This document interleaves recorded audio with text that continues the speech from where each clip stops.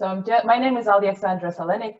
I'm a member of Belarusian Canadian Alliance here in Canada, in Toronto, and I will be your MC for this webinar. So please bear with me as I introduce you to our guests and how the webinar is going to flow. So our webinar will be comprised of 2 parts, approximate length of 1 hour, and we reserved some time at the end to take the questions and answers. So in the first part of our webinar, we'll be talking to human rights defenders joining us from Belarus about the unprecedented violation of human rights in Belarus and about the protection mechanisms. In the second part of the webinar, we will be talking to human rights activists from across the globe who are part of the international human rights movement for Belarus. They will tell us about the campaigns they are leading for Belarus. So the first part will be conducted in Belarusian language with translation. And before we start, I have the honor to introduce our guests who kindly agreed to participate in our webinar. Please meet Olесь Bialiatski, chairman of the Belarusian Human Rights Center Viasna, former prisoner of conscience, winner of numerous awards, including the Right Livelihood Award earlier this year. Sincere congratulations on your achievements, Olесь. Valiantsin Stefanovich, deputy chairman of the Belarusian Human Rights Center Viasna, lawyer and human rights activist, vice president of FIDH, International Federation for Human Rights. Martin Uggla, Östgruppen Initiative for Democracy and Human Rights, joining us from Sweden. And my apologies if I mispronounce your name. Marco Fieber, Libereco Partnership for Human Rights, joining us from Germany.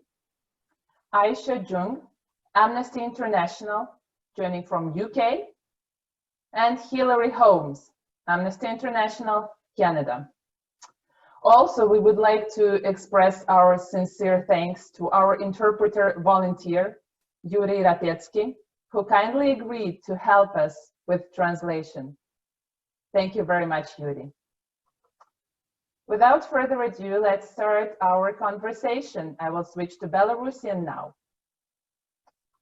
Згуртаванне беларусаў Канады арганізавала гэты вебінар з нагоды Міжнароднага дню правоў чалавека, які адзначаецца 10 снежня. Сёння ўвесь свет сочыць за падзеямі ў Беларусі і захапляецца салідарнасцю ў грамадстве, мужнасцю нашых беларусаў, асабліва нашых жанчын, якія вось ужо як 4 месяцы выходзяць на мірны пратэст супраць дзейснай улады і гвалту і зазнаюць праз гэта адміністратыўны і крымінальны пераслед, катаванні за адстойванне сваёй пазіцыі, сваёй свабоды, сваіх правоў. Belarusian Canadian Alliance of Canada has organized this webinar on the occasion of the International Day for Human Rights that is noted on the 10th of December using online webinar.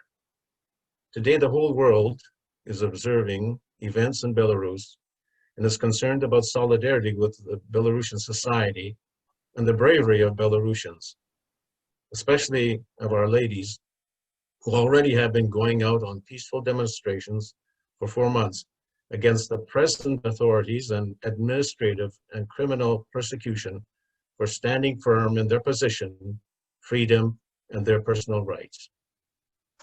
Господар Биaliatski, калі ласка, распавядзіце коротка пра накірункі праваабарончай дзейнасці праваабарончага цэнтру «Вясна». І дайце, калі ласка, прававую ацэнку таго, што зараз адбываецца з правамі чалавека ў Беларусі і што робіцца на міжнародным узроўні для вырашэння сітуацыі ў Беларусі. Ну, это тогда я буду говорить. Хвилинку, я прочитаю это. Mr. Bialiatski, please tell us briefly what direction and actions have been employed for defending human rights by your Center for Human Rights just now.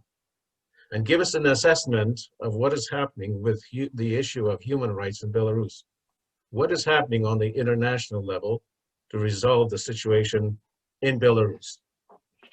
Ну, гэтага пытання хопіць, каб я весь вебінар гаварыў цэлую гадзіну, таму I could speak for a whole hour, but there's enough material that I could speak for a whole hour on this issue. Може быць, я скажу, ну, в межах сваіх там 5-7 хвілін.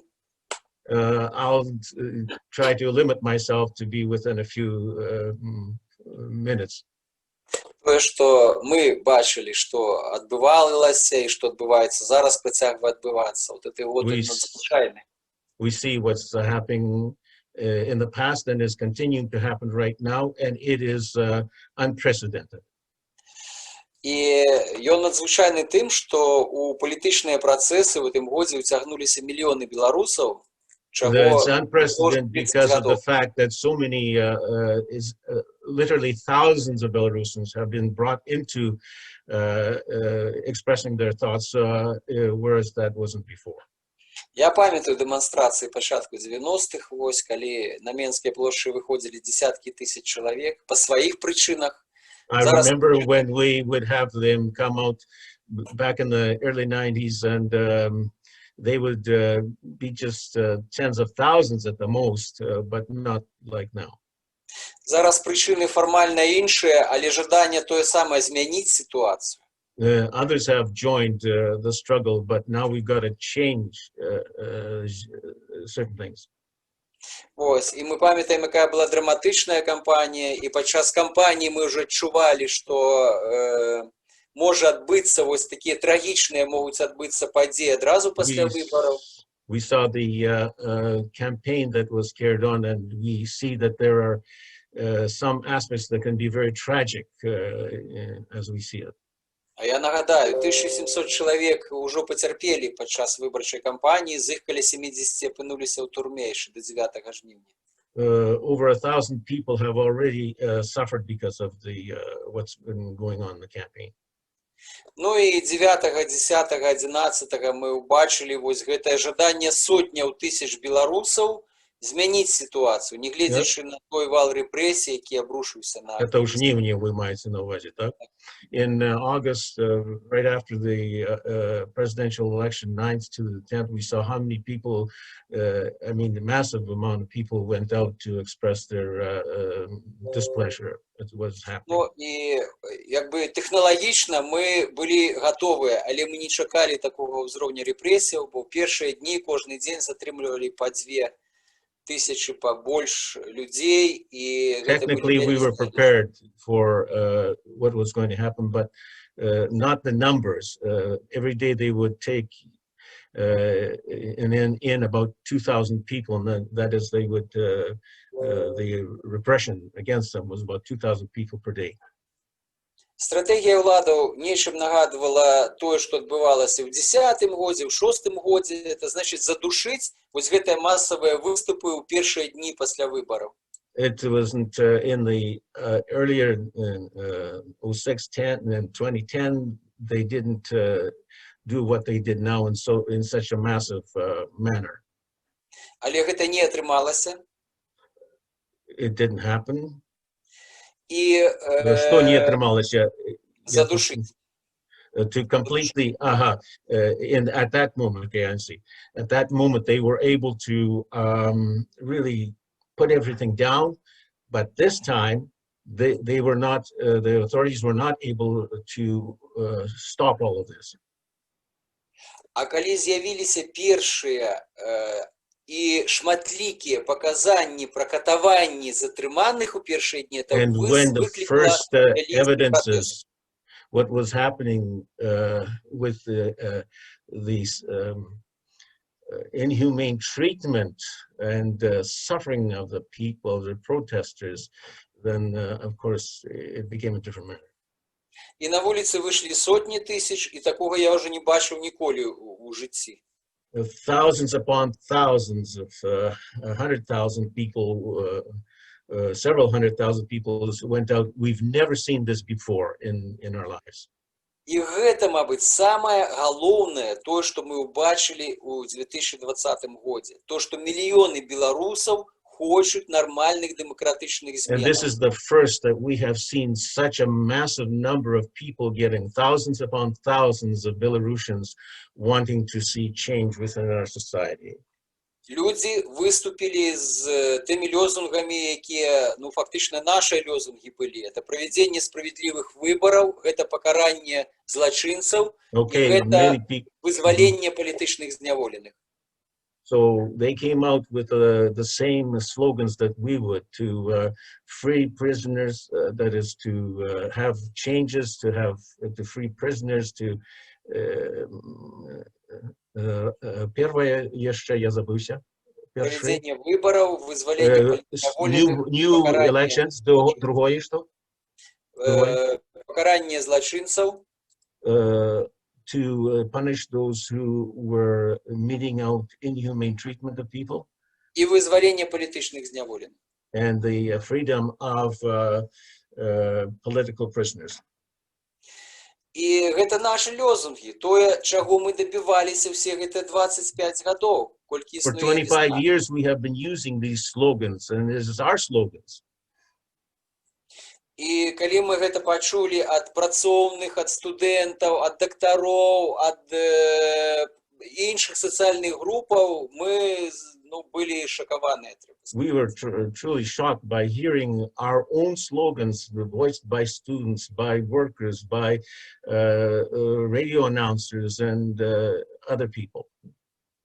Ось, ну і наша праца, канешне, разгортвалася ад зыходзячы з патрэбаў грамадства.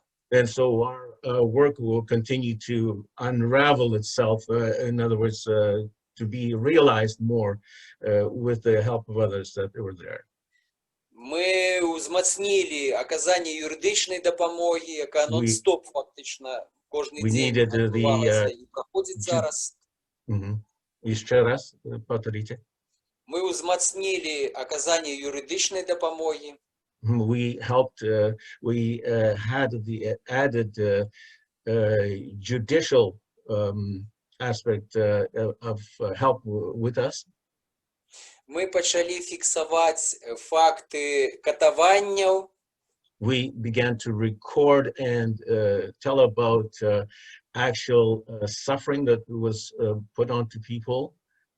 Мы пачалі узмацнілі дапамогу палітычным зняволеным. We helped in granting more and helping those who were prisoners of conscience.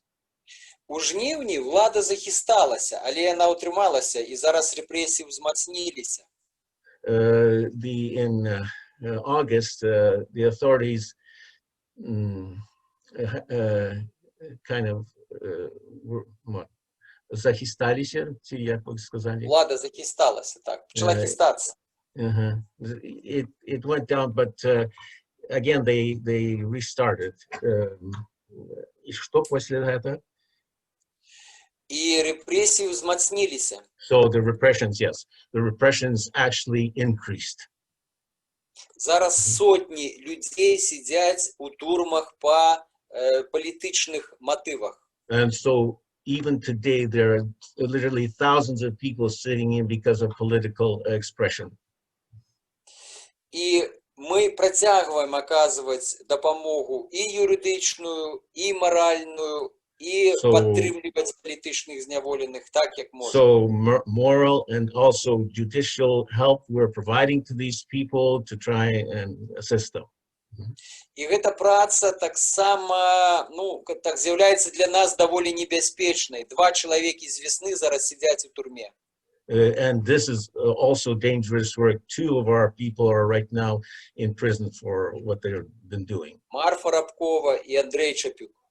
Marfa and 2 of the ones that he mentioned.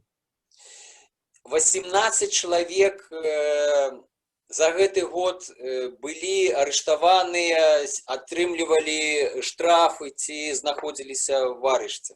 18 of these were detained and they were fined for their activity. Але мы працягваем сваю працу, не гледзячы на ўсе цяжкасці. In spite of all of our difficulties that we face, we continue our work. І зразумела, што мы не маглі б яе рабіць без міжнароднай салідарнасці. And without the help of the international community of assistance, we could have not continued this work. Тому я радий бачити тут, що з нами присутнічають і Мартин Угла з Швеції, і наші good to see Martin here and и others. наши сябры с Libereco. Это все наши надеянные и старые сябры. All of you are trusted and helpful people. Дякую, спадар Bialiatski.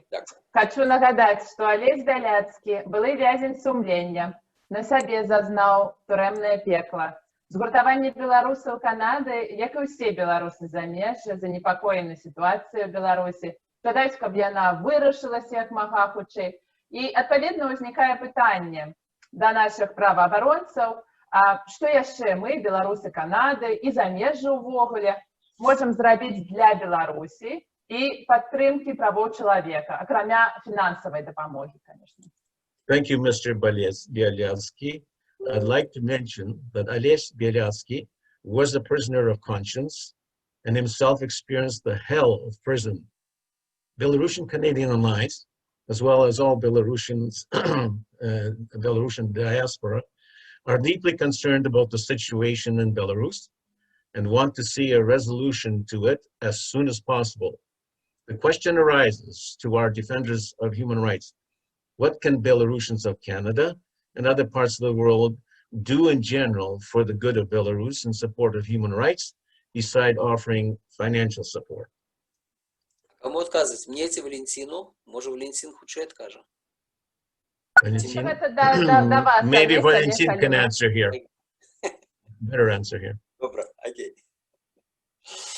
Ну, вельми хорошие процессы зараз так само идут с белорусами, які живуть у свете. Я маю на увазі то, что белорусы активизовались, то, что были проведены сотни акций в поддержку демократичных зменов в Беларуси. A lot of good things are happening. Для нас. A lot of good things are happening amongst the Belarusian diaspora, as they have also been going on demonstrations and supporting us in our efforts here. І тое, што так хутка аднавілася папулярнасць нашай нацыянальнай сімволікі, гэта таксама, я лічу, заслуга беларусаў, якія адразу актыўна гэта выкарыстоўвалі, пачынаючы з самых там першых дзён выбарчай кампаніі. And the fact that we see the symbols of our Belarusian, especially of the opposition, he has in mind here as you see, the flag that is the red, white flag, and also Pahonia, has been revived, and therefore has been like symbols of our opposition to them.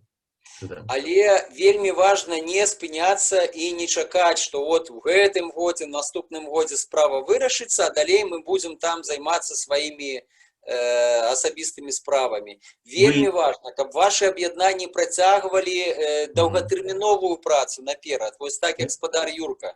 In other words, I'm just saying that we can't assume that our situation will be resolved to some extent this year or next year. We have to continue our efforts working together for the cause of freedom in Belarus.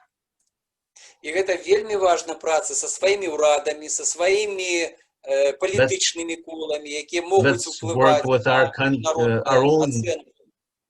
Let's work with our own, if you can work with your own governments and help us in this to let them know of what's happening. He has in mind.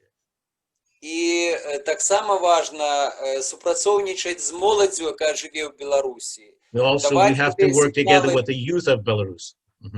Даваць станоўчыя сігналы беларусам у Беларусі.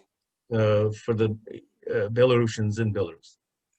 І працягваць натуральна всемагчымыя кантакты, всемагчымую дапамогу грамадзянскай супольнасці ў Беларусі. Continue to give support from society to all aspects of this struggle. Вялікі дзякуй, Олесь Вікторович. Я хочу нагадаць нашим удзельнікам, што вы можете дасылаць пытанні да выступоўцаў у чат на працягу вебінара. Напрыканцы нашы госці па мажлівасці адкажуць на вашыя пытанні, таму, калі ласка, выкарыстоўвайце гэту опцыю. Thank you, Ales. I'd like to remind our listening audience that you can send in your questions to the speakers at the chat as this seminar continues. At the end of our guests will hopefully answer your questions. І у мене наступне питання вже до Валянціна Стефановича. Добрий день, Валянцін. Як ви, магчыма, ведаеце, беларуская дыяспора ў Канадзе нават накіравала петыцыю ў Міжнародны крымінальны суд, каб была распачатая справа па расследаванні гвалтоўных дзеянняў, дачыненні да мірных пратэстоўцаў. У гісторыі суда ўжо нібыта былі выпадкі, калі Міжнародны крымінальны суд выдаў ордер на арышт, да прыкладу, суданскага прэзідэнта Амаля Аль-Башыра, лівійскага лідара Муамара Кадафі. Валянцін, калі ласка, ці можаце вы патлумачыць, якія ўсё ж ёсць міжнародныя механізмы абароны правоў чалавека для Беларусі і патлумачыць, ці могуць беларусы звяртацца да міжнароднага трыбуналу ў Гаазе, у Міжнародны крымінальны суд і гэтак далей. My next question is directed to Valiantsin Stefanovich. As you may know, Belarusian diaspora in Canada has even sent in a petition to the International Criminal Court to begin a case to investigate violent deeds perpetrated against peaceful protesters. There have been similar situations within history when the International Criminal Court has issued an order to arrest, for example, Sudan's President Amal al-Bashir and Libya's leader Muammar Gaddafi. Valentin, could you explain for us what international mechanisms of defense for human rights in Belarus exist, and can Belarusians turn to the International Tribunal in The Hague, to the International Criminal Court and other organizations? Добрый вечер. Good day. Дякую за гэта пытанне. І Thank you тут for this question.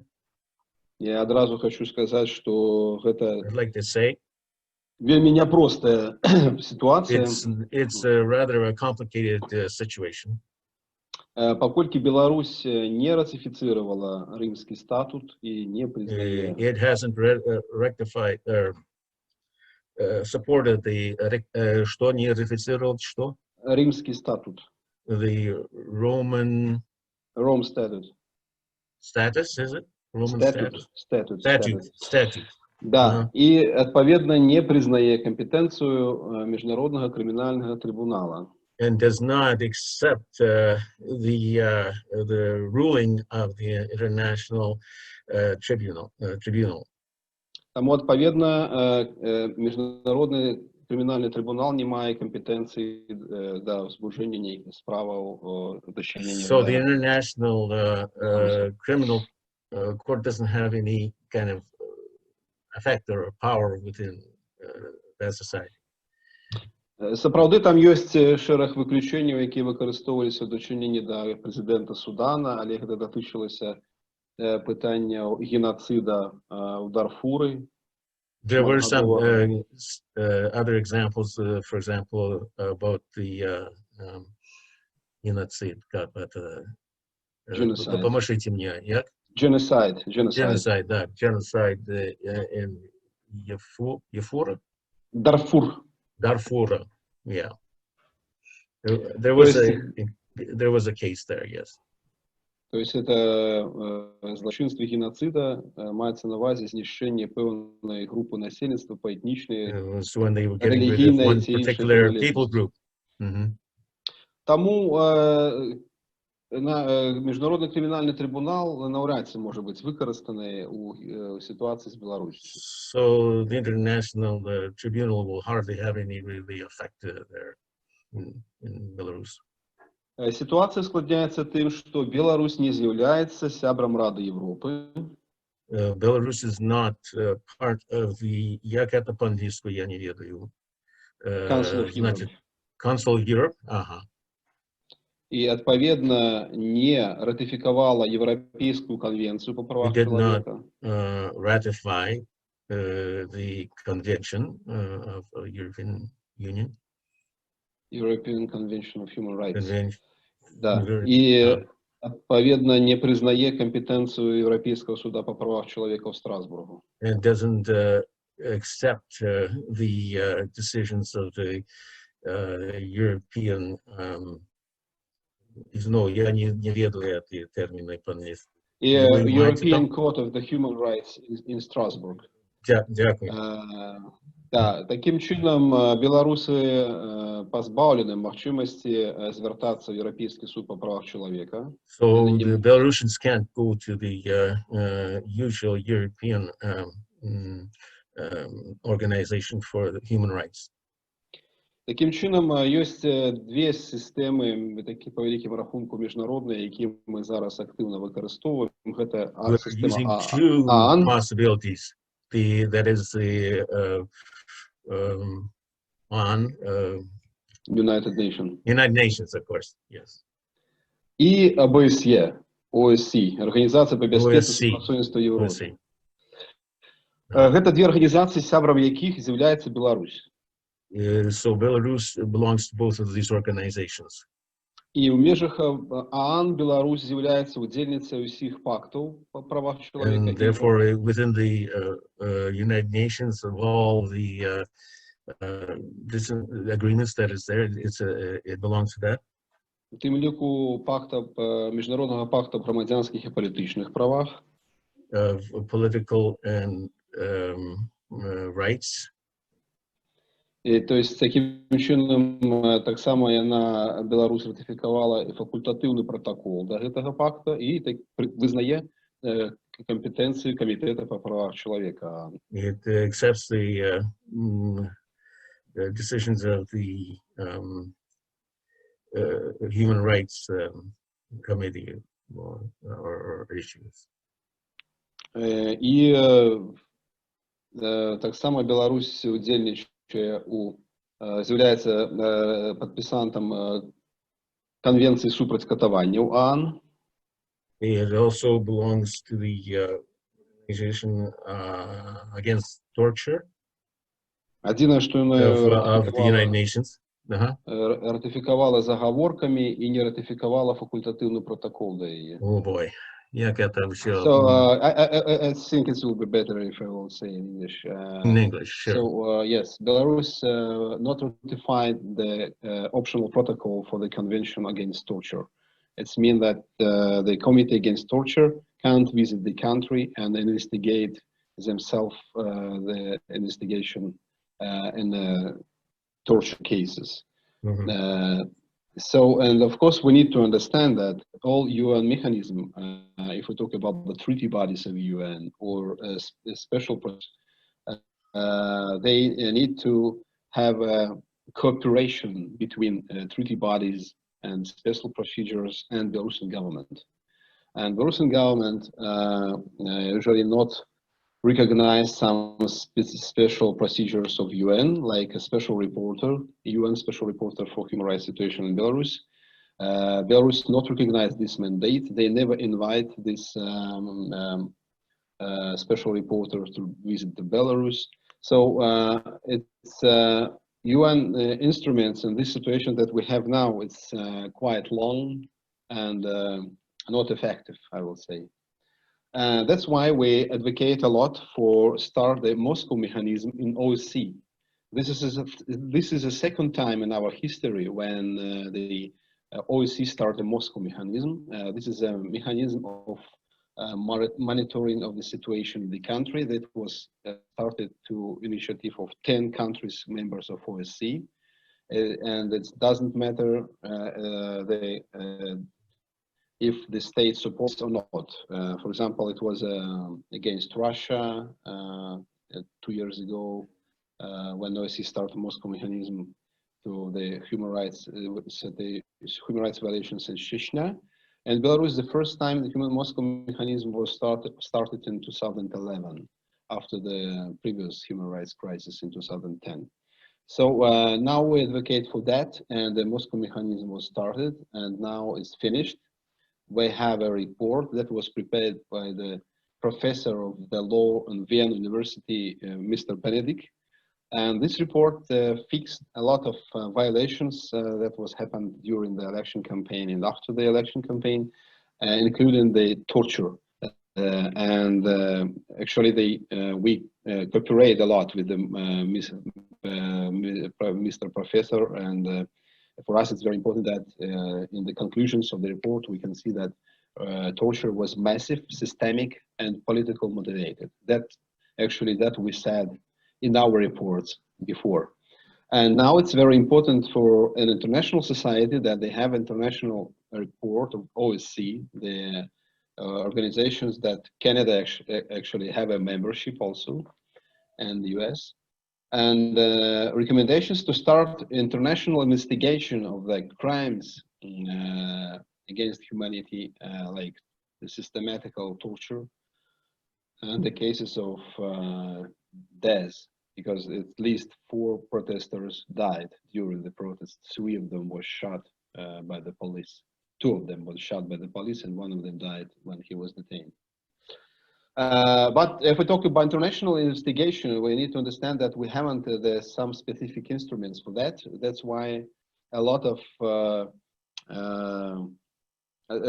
talks now about how to create the international body to investigate all these crimes. Maybe it will be some kind of commission that was created by a few states, and they can collect all testimonies about the victims of torture and other treatments. For example, the Human Rights Center Viasna, now we have more than 1,000 testimonies of victims of torture that we recorded on video or by photo, and recorded the stories of the people. And if we will have this kind of body, international body, of course we can get them all information that we have, that we collect during the time to investigate that. And the second second possibility that I think more useful, this is a universal jurisdiction that some European countries can use on this situation. It means that some European countries who have these possibilities in the law can start criminal cases against Belarusian police, and it doesn't matter if these crimes was not in the territory of these countries and made not the citizens of these countries. Now we have a very good example in our neighbor country, Lithuania, where the general prosecutor of Lithuania started a case in the universal jurisdiction against the Belarusian police and the torture case against one Belarusian citizen who will leave Belarus and stay in Lithuania now and ask political asylum. I think it's a very good example for us when other European countries can use the universal jurisdiction and start these cases in their own states. So I think it's just one useful mechanism that we can use now. Of course, we are continue work with UN. For us, it's extremely important.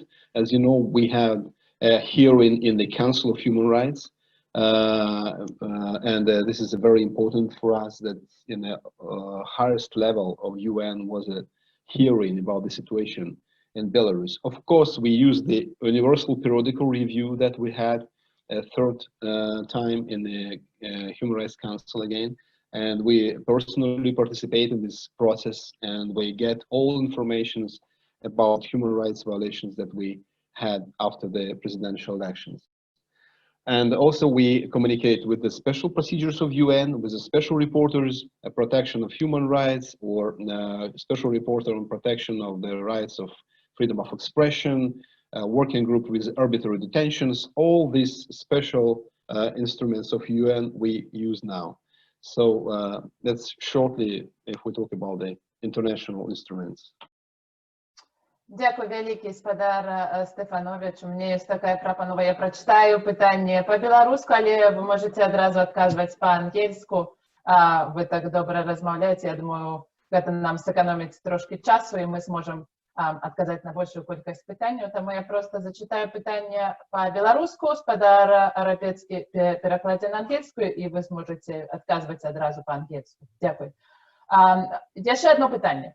Як ми ведаем, зараз адбываецца вялікая хваля акцыяў салідарнасці з беларусамі за мяжой, даволі значны міжнародны праваабарончы рух у падтрымку Беларусі. Ці беларусы адчуваюць гэтую падтрымку? Наколькі гэта важна для беларусаў у Беларусі?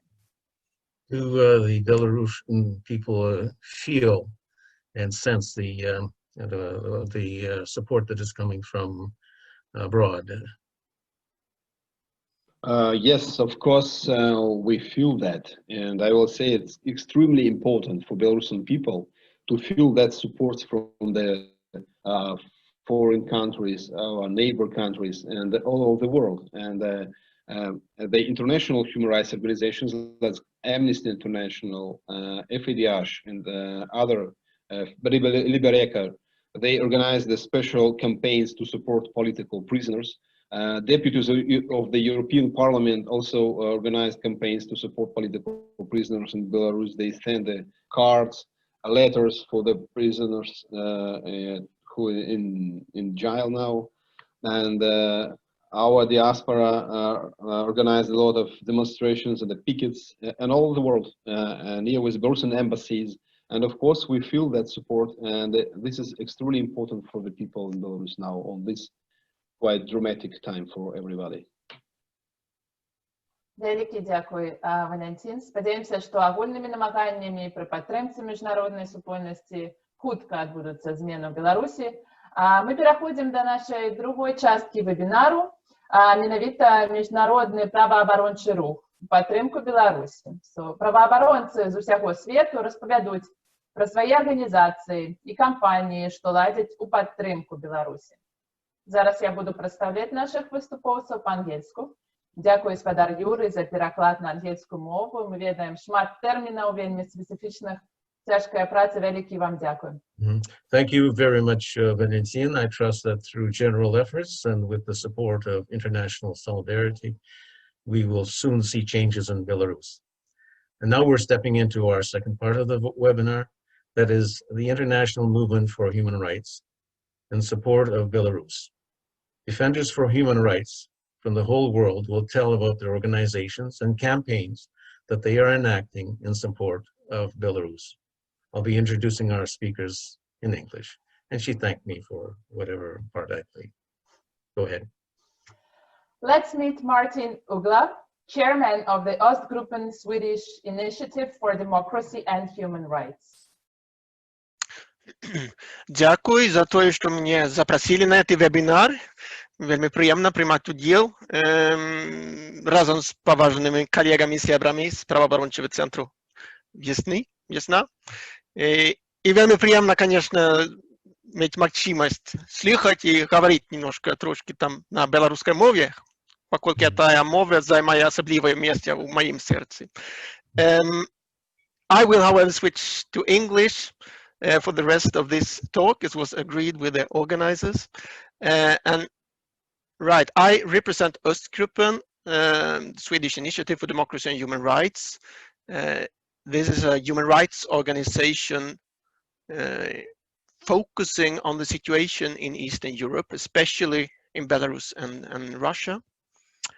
As for Belarus, we do cooperate with our human rights colleagues in the country. And personally, I've been following the development in Belarus closely for about 20 years now, and I'm very happy to know both Bialiatski and Valiantsin Stefanovich for all this period.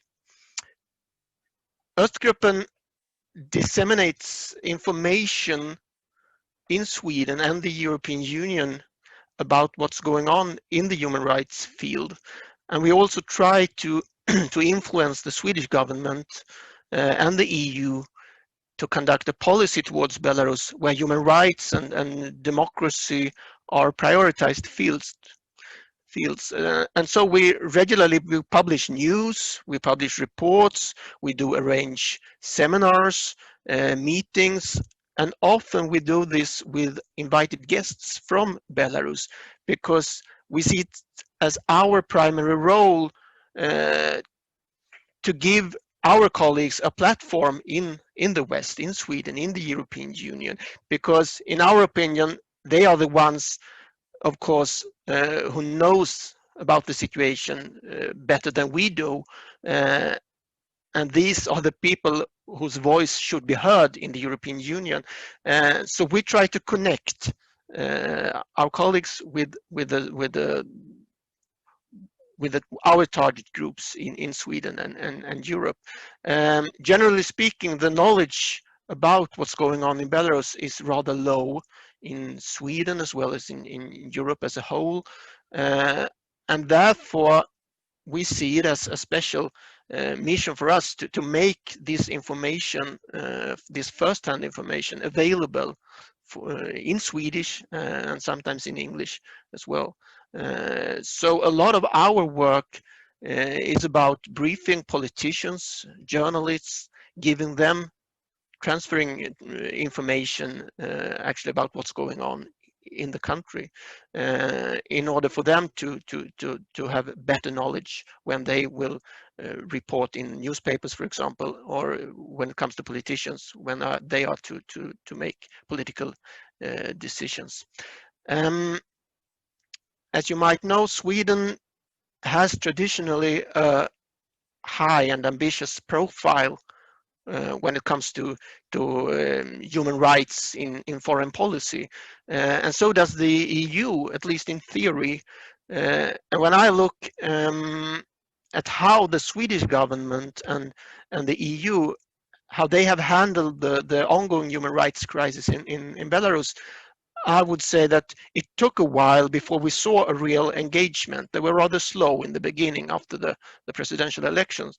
But now, at the moment, it seems that there is a political will to support democratic change in Belarus.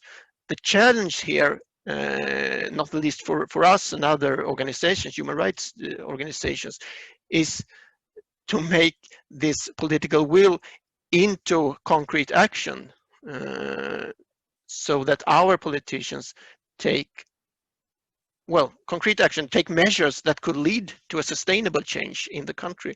And one of the most important issues in this regard, where we work a lot with our politicians here in Sweden, is the issue about sanctions towards the Belarusian regime, where we have for many years actually criticized our government and the EU for how they have handled this sanction regime. The problem, and it's a problem now as well, it's not only that the already imposed sanctions are too mild and target too few people, and as we know, there are right now no economic sanctions, which it should be, in our opinion. But there's another problem. It's the fact that the EU regularly are lifting its sanctions, because we have had sanction regimes several times. This is a cycle that goes on and on. They are imposing sanctions and they are lifting these sanctions. And they have been lifting these sanctions too easily, in my opinion. And I think it's because there is a lack of understanding among our politicians that the repressive system in Belarus has actually stayed in place all these years. Our foreign minister talked at a seminar yesterday, and she talked about the sanction regime, and she said that well, we did impose sanctions when there were political prisoners, and then it's logical to lift them when these political prisoners were released. This was what we saw in 2015, for example. But they don't understand that if there is no systemic changes in Belarus, of course, it will be easy for the regime to put people in prison again. That's exactly what we have seen this year, when the situation got turbulent again, and when the engagement in the society got higher and increased. I would say that the torture, the escalated violence, and the jailings, they were possible due to the fact that the repressive system once put in place by Lukashenko, it did not disappear along with the sanctions, neither in 2015 nor in 2008 when we had another similar situation. So the issue of sanctions is of great importance for us in our advocacy work in Sweden. And another issue is about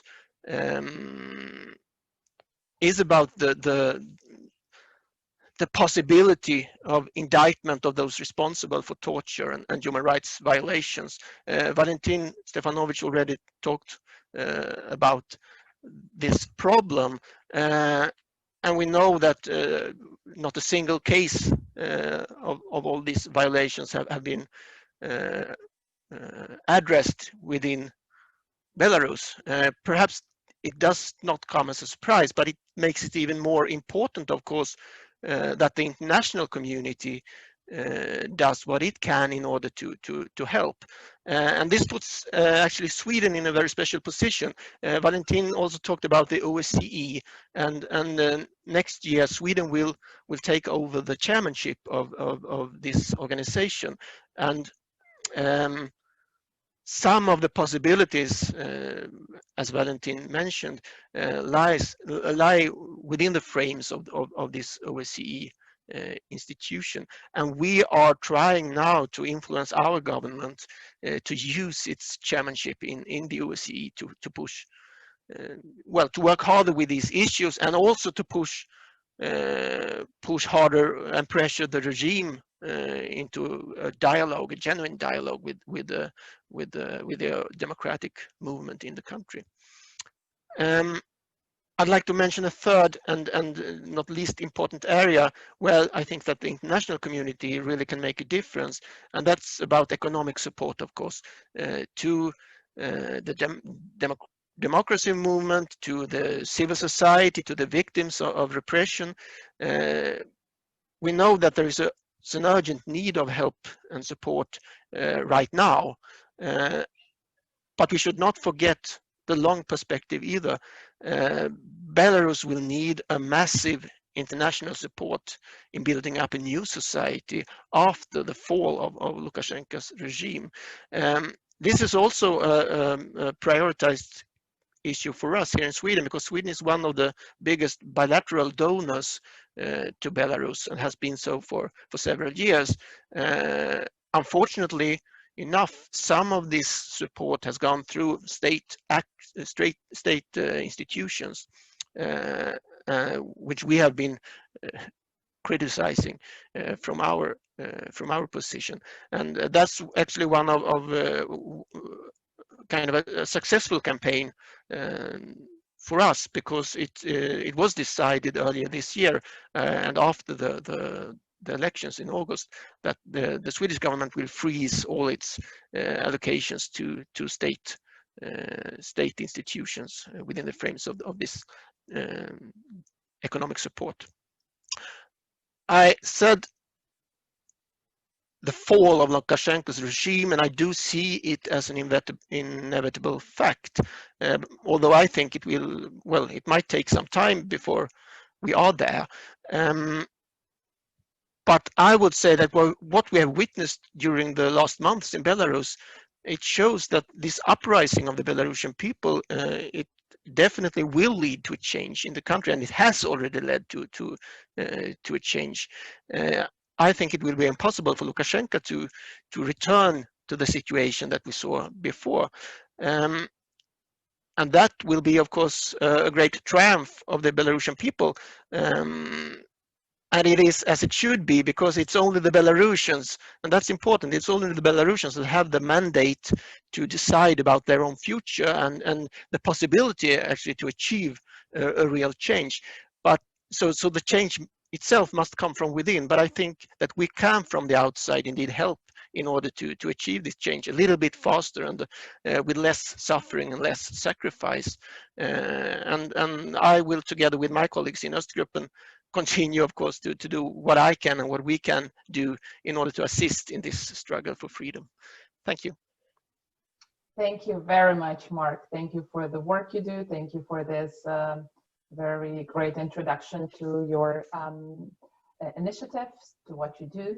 And I applaud your Belarusian language skills, really remarkable. Дякую. And now let's meet Marco Fieber, Libereco Partnership for Human Rights, joining us from Germany.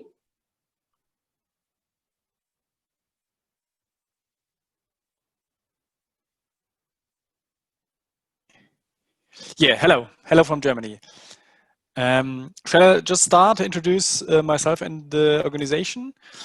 Libereco was founded 2009, so 11 years ago, and from the start we were working only on Belarus to raise awareness on what's happening there. And it shows that already in 2009, like a lot of violations of our human rights happened there. So what's going on this summer didn't really surprise us.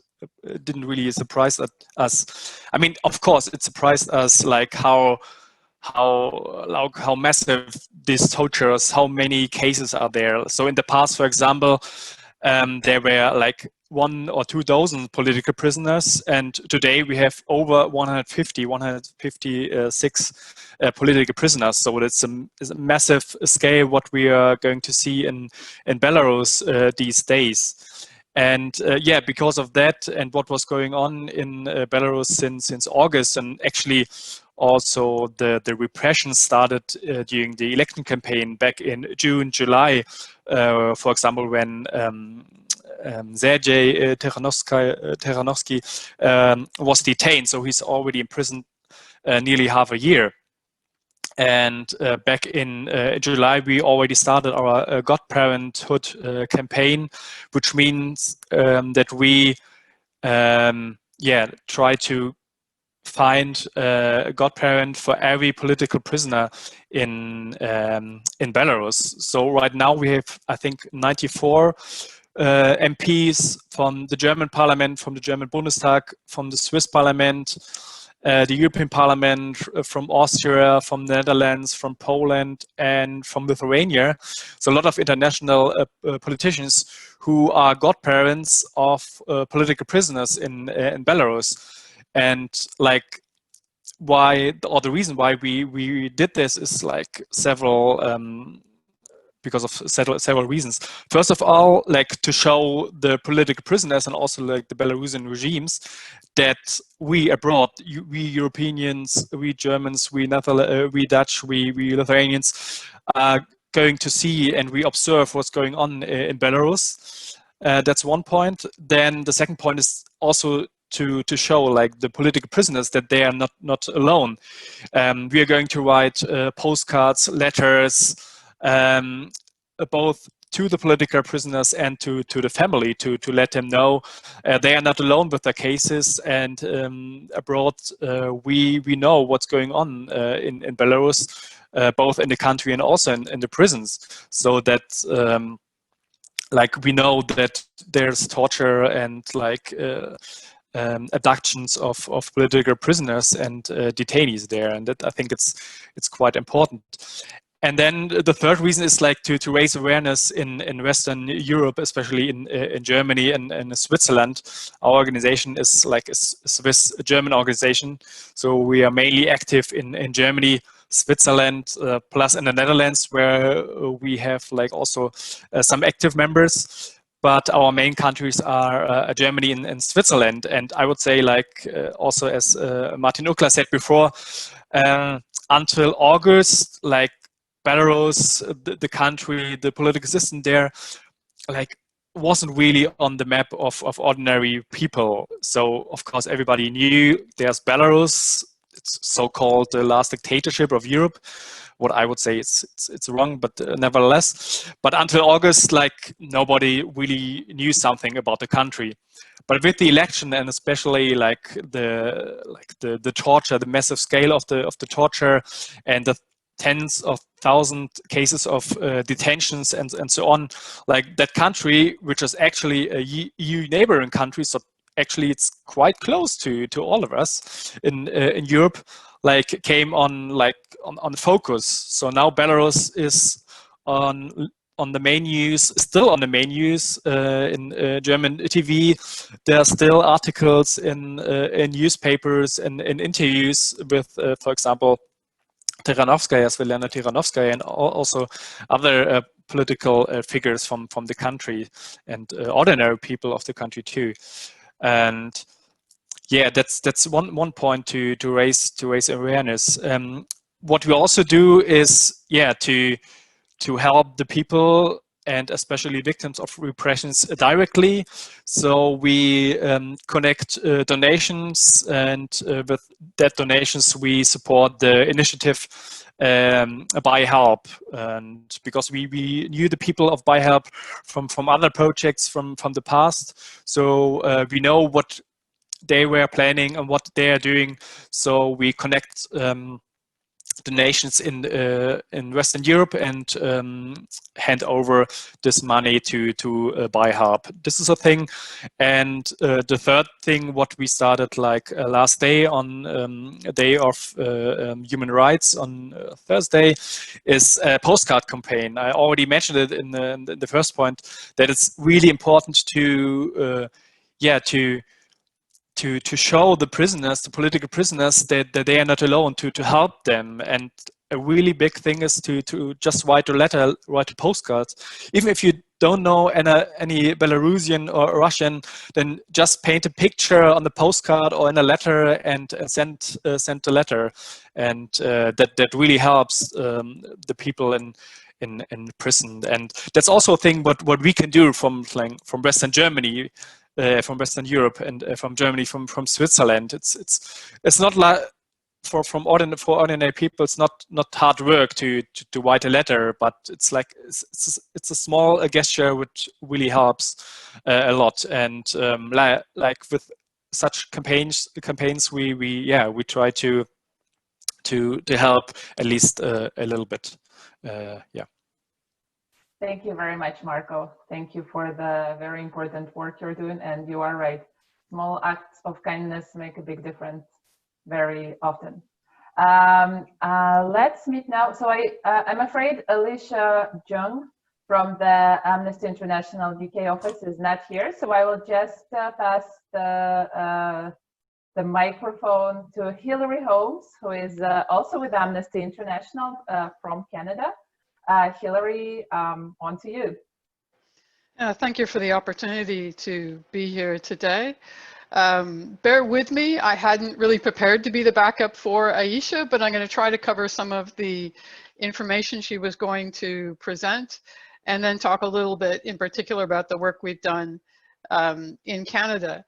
So for those of you who have maybe only heard Amnesty's name and aren't entirely sure who we are, we're an international human rights organization. We've been around since 1961. And we currently have about 10 million activists and supporters around the world working to achieve the respect and realization of all of the human rights as described in the Universal Declaration of Human Rights. We have research and campaigning offices in every region of the world, and in quite a few countries. We have what's called an amnesty section, which is what we have in Canada, where there are staff and activists and supporters that work from the perspective of that country on the various campaigns that Amnesty does. So here in Canada, I'm actually sitting in my desk at the national office here in Ottawa, and I'm the crisis and tactical campaigner. So I work on any number of countries. I don't have a particular country that I focus on all the time, but I look at sort of crisis situations, whether they are short-term or long-term, and that's what brought me into the work on Belarus most recently.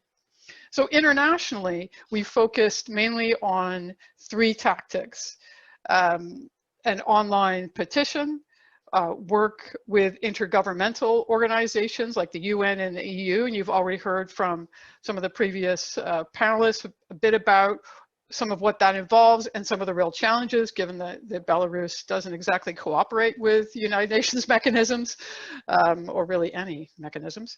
And then we also used what's called our urgent action system. So with our international petition, we focused on the right to peaceful protest, which of course that's what made the media headlines both before and after the elections in August. And ultimately we got about 200,000 signatures on our action, and that was presented to Belarusian authorities last month. And then every Amnesty section that participated in it sent a copy of the signatures collected nationally to the embassy in their country if one existed. And just to give you a sense, that's a pretty good response for an online action. We have many actions running at the same time, so that's not bad. It got a lot of profile in social media, which I know gives it a presence then in Belarus itself.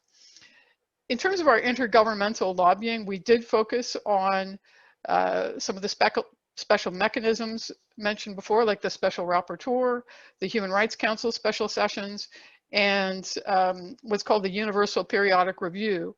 And that's a really important opportunity because it allows us to put what's happening right now in the context of decades of human rights violations that have been of concern to organizations like Amnesty and everyone else on the panel here. I think one of the realities is when there is a crisis, that's when it gets into the media headlines.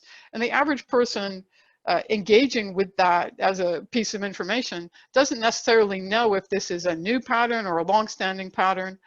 And so something like the Universal Periodic Review, which is the review of sort of everything that's been going on in that country before the UN bodies, is that important? I think a very important opportunity to put it in context and show that this is not a new phenomenon. It's the latest iteration of quite a range of human rights concerns. So just to give you a sense of the human rights concerns where Amnesty was focusing, it certainly was very much around this current wave of protests and the crackdown on freedom of expression. So not just, and freedom of assembly, so not just the arrest connected to the protests themselves, but the impact on media outlets, on journalists, on bloggers, on anybody being a voice of dissent in that context. The criminal prosecutions that have been referred to as well, typically on trumped up charges, and as has been noted, hundreds of people are facing that. We've also highlighted the right to freedom of association and the reality that so many of the opposition leaders have been forced into exile, and what the consequence of that is. As a number of people have mentioned, the number of reports of torture and ill treatment that have now been collected is astounding. And I believe in January, Amnesty is going to be releasing a report on that, but the date has moved around a bit, so that's something I can confirm later. Of course, a number of people have also been killed during the protests. That's another thing that has been something we've highlighted. And then we've also looked at, and I'll mention this a bit later, about some of the gender-based violations, because women have played such an important role in the protests and in the leadership of the opposition. That has also made them sort of unique targets for human rights violations. So we had our online action. We did a range of intergovernmental lobbying work, and what I will say about that is even though Belarus doesn't exactly cooperate with those mechanisms, we find that participating in those is another opportunity to raise awareness around what is happening in Belarus, whether that's it becomes a vehicle for more media coverage, but also to put pressure on any number of governments. And I think a number of people highlighted that European governments in particular are quite important in this context. So it helps put pressure on other governments to be more seized of the situation and perhaps act in a stronger way themselves. The last big technique we have used for this particular crisis is what's called our urgent action system. And it's pretty much what it sounds like. We issue an action and people respond to it quite quickly. So we have people have signed up in our urgent action networks in a number of countries around the world. And when they sign up, they commit to actually take action within a day or two of receiving an urgent action. So cases like Marfa Rabkova, who, if people will have seen in the chat, reference to her case. We have an ongoing urgent action on that. So when it was first issued, people wrote, this is thousands of people around the world, and within Canada, it would be several hundred, would write messages to the Belarusian authorities immediately upon receiving that. And then there are periodic updates on these cases, so another wave of letters and concern comes forward. Other tactics we use internationally, we have used social media a great deal. So we've used graphics and slides and short 1-minute videos, particularly on Facebook, Twitter, and Instagram, as a way of helping explain the issues to people, because we know not everyone's going to read our 30-page submission to the Universal Periodic Review at the UN. It is a reality that people want sort of short pieces of information, and that we've seen those shared quite successfully. So in Canada, so there's the international strategy, which myself and a number of colleagues from European sections and Amnesty worked with Aisha to sort of further develop what we could do. We talked about things like how to deliver the petition and what kind of social media work we could do. Things like that. So we very much take our direction. We participate in the development of the international strategy and take our own direction from it. So of course in Canada, we profiled the online petition. And in a series of messages to our supporters, one of the things that we highlighted, in addition to just the right to peaceful protest, we really tried to highlight the role that women were playing in the protests and in the opposition leadership, and the consequence of that. One of the big themes we do try to work on in Canada in general is gender-based violations. So that was a nice overlap between our crisis work and some of our ongoing work on that theme. Let me just check my notes.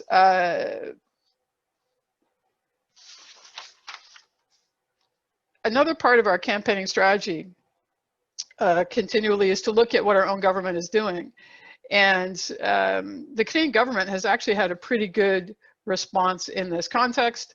They introduced sanctions quite early on, and our foreign minister has even met with members of the opposition movement in exile. Of course, we'd like our government to speak out more frequently on human rights violations around the world, including on an ongoing basis what's going on in Belarus. There have been a couple of brief comments, particularly around the time that they introduced the sanctions. We would like to see a stronger ongoing voice on Belarus as well as a number of other countries. I think one of the realities, though, is that the pandemic really dominates what happens on anybody's national scene, and to get strong commentary on human rights on a regular basis can be a bit challenging. Some of the other challenges we face with our work here in Canada on a country like Belarus have been mentioned by my European colleagues, in that people, generally speaking, they're not very familiar with Belarus. They do have this sort of sense of it. It's a country they associate with repression and being connected to the former Soviet bloc. But what is very familiar to Amnesty's activists are issues around protests before and after elections. That's been a pattern in quite a few countries around the world this year. And so the human rights that are at stake right now are very familiar to our own activists, and regardless of the country involved, they will be supportive of our work on that. So whether it's freedom of assembly or expression or peaceful protest, or the right not to be tortured, or the right to due process, that's always been at the heart of what Amnesty's work is. And so we look forward to sort of ongoing work by our activists and supporters in Canada.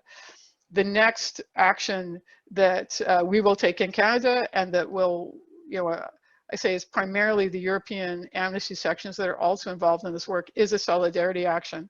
So we hope to launch that next week. It will go on for a number of months, and we're looking towards social media, particularly Instagram, but also Twitter, to feature this, because when you do an online action and you sort of say that great big number of 200,000 people, it's hard to visualize that. I think anytime you have a great big number. So, you know, people, you know, they feel a bit of solidarity, but we want to make that more visually obvious through social media, using imagery like flowers and so on to do this action. I'll have more details on what that will look like this week. If Aisha was here, she'd be giving you greater detail on what that is. But I think the fundamental point is we want Canadians to see that solidarity. We want Europeans to see that solidarity, and we want people in Belarus to see that solidarity. And so we're going to be using tactics where it isn't just sort of one Instagram message that then gets lost in that sort of river that is social media. We're looking at techniques where you can see the aggregate of all these images on a regular basis, and in turn use that visual to keep a wave of solidarity going. One of the things that I personally hope to do in Canada is develop a series of blogs to highlight some of the cases of people who have been detained, who've been risking their lives to work for human rights in Belarus. We feel it's very important for, I mean, Amnesty's got a great reputation, but what's really important is to bring the voices of people directly affected by these crises to our activists and supporters and the media and so on. So I'd be, you know, interested in hearing what it's like to be outside Belarus watching this all unfold. I imagine that's not an easy thing to be living through. I'd also like to hear from others about what issues they feel should be featured as we continue to tell the story of what's going on in Belarus. It's, like I say, there's a number of things that are dominating the media headlines right now. One of the reasons our activists got so engaged was that great wave of media coverage, but as happens in many crises that then become long-term, that media coverage often drops off, and we need to look at creative ways to keep the issue in front of people, deepen their understanding of what's going on and the need for fundamental change in those situations. So I'll leave it there so we can get to the questions. And thank you again for the opportunity. I feel like I'm on a very esteemed panel, and thank you again for inviting me. Thank you very much, Hillary. Thank you for this great overview of the work you do. Thank you for stepping into Aisha's shoes and presenting on her behalf as well. I see a question in our chat bot, and actually while we will go to the chat bot, I want to mention that there is a campaign being launched to collect funds for 2 members of Viasna who were detained, Marfa Rabkova and Andrei Shapuk. So there is a link, I believe, in the chat bot towards this fundraiser. Please take a moment if you can participate in any means you can. And we have a question, and I believe it's directed to Ades and Valiantsin. And let me just find it. Наколькі вам складана працаваць у гэтых умовах? Які ціск зараз на вас аказвае ўлада? Well, I can translate that to English as well. How difficult, so the question is to Ades, Valiantsin, who are in Belarus, how difficult is it to work in the current conditions? What kind of pressure you feel from the Belarusian government authorities?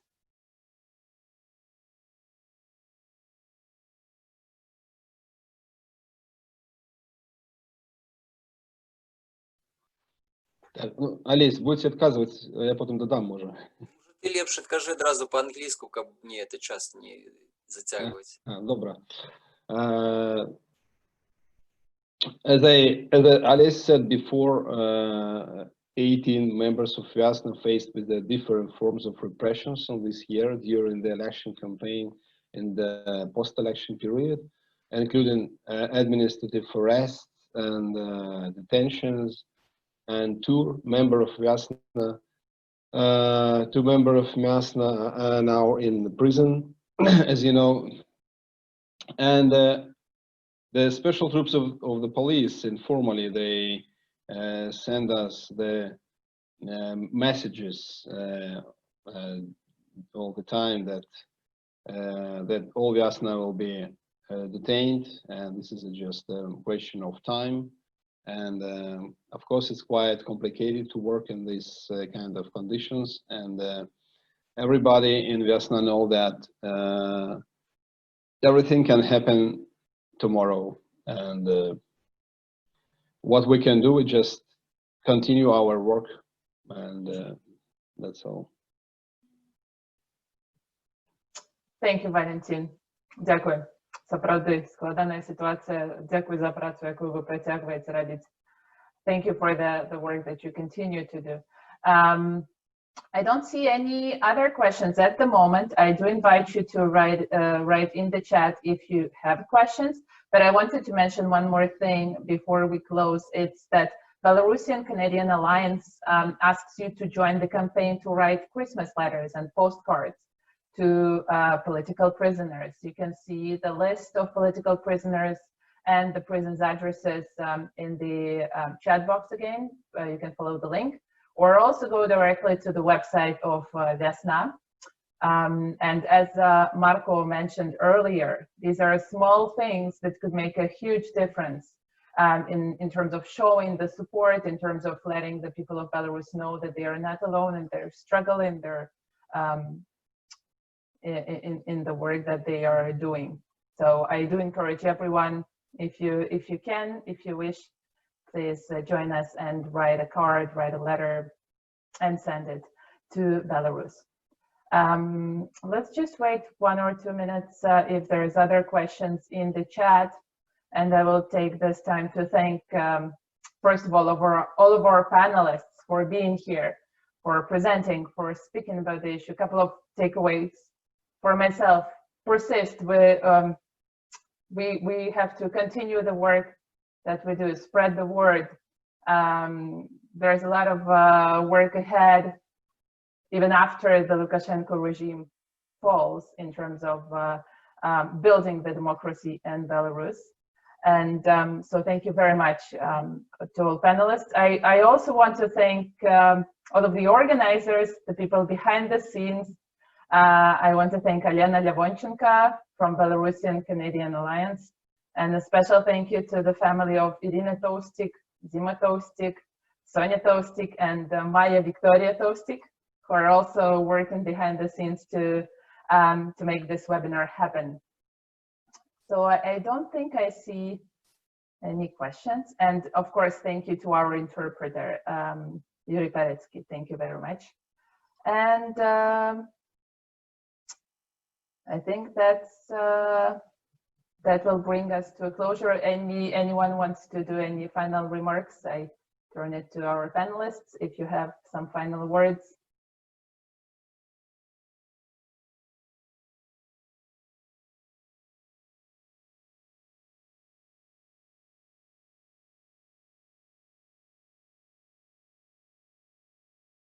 Hearing nothing, seeing nothing. Well, a huge thank you once again to everyone who is here, to people who tuned in, to those who will be watching the recording of this webinar.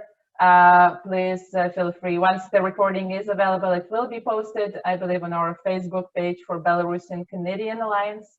Continue to spread the word. Continue to bring the attention, bring the spotlight to Belarus. Write a letter, send a postcard, whatever you can do to help in this fight for democracy in Belarus. Every action, no matter how small, will be appreciated. Thank you very much. Bye, thank you. До побачення, дякую. Живе Беларусь! Живе Білорусь! Живе. Дякую велике. Thank you very much.